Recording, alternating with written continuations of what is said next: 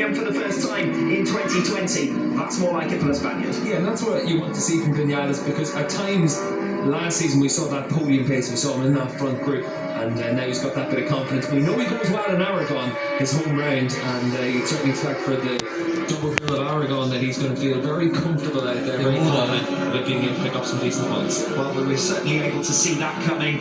5 consecutive race victories for Andrea Locatelli, the first rider to achieve that in Supersport. Mentioned it at the top of the programme, and it's job done and dusted as far as Andrea Locatelli is concerned. 5 wins out of 5. His new championship lead is 35 points. Again, all that Cluzel could do was to come home in second position and try and stem the bleeding. Yeah, and for Cluzel, that's all you can do, because when you're beaten by 3 seconds, it's pretty clear that Locatelli's got that little bit of an edge on you, and for Cluzel, he's able to come away with what he could come from today, which was 20 points. We mentioned previously that small error from Jules Cluzel, all of the time he lost in, and the position as well, all lost in one sector. Had it not been for that, it would have been really interesting to see Andrea Locatelli forced to make an overtaking manoeuvre rather than capitalising on an error. I think had it not been for that, it still would have happened somewhere else. I think it was one of those races where it was pretty clear that Locatelli's got that bit of a speed advantage, and it just puts Cluzel under pressure. So even if the move isn't made there and then, it would have happened pretty soon. A man can dream, Steve. Well, unfortunately for most of the Supersport paddock, there's only one man that's living in the dreamland right now, and that's Andrea Locatelli. He's just got that confidence that comes from winning, and until someone starts him winning, it's just going to be very difficult to see how that run continues. 53 podium for set 4th of this 2020 campaign. He missed out on what was almost a certain podium here in race 1 by going down whilst chasing Andrea Locatelli.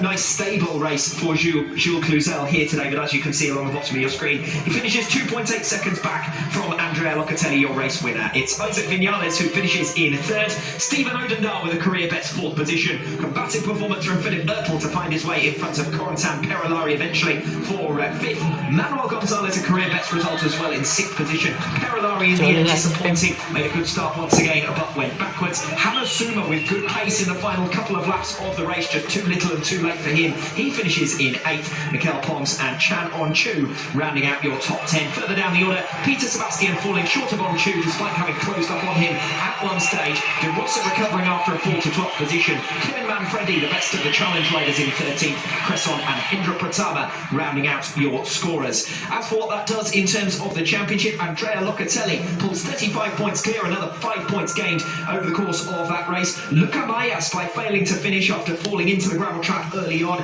is now 63 points back from Locatelli. Game over surely for him. Corentin Perolari moves to within 5 points of Mayas and maintains that 4th position. Philip Ertl and Stephen Odendaal now tied on 49 points apiece. Isaac Vinales on 44. Rafael De Rossa on 42. 2 riders on 39. It's very close looking from 4th place back, but the 3 riders at the top of the standings pretty well spread out now. Yeah, the 3 riders at the top have definitely spread themselves out, and for Andrea Locatelli, it's just a case of whether or not Cluzel is going to be able to close down that margin when we get back racing in a few weeks' time in Aragon.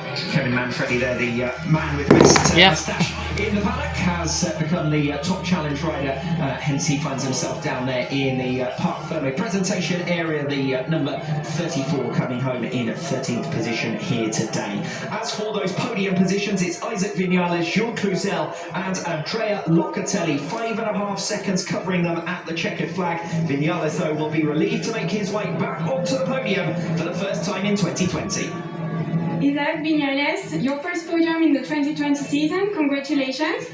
Thank you. Yeah, finally here in the podium. No, I tried in Ferret, no possible, many problems. I tried yesterday for nothing, and today in the podium. I'm very happy, and thank you all the team for this work.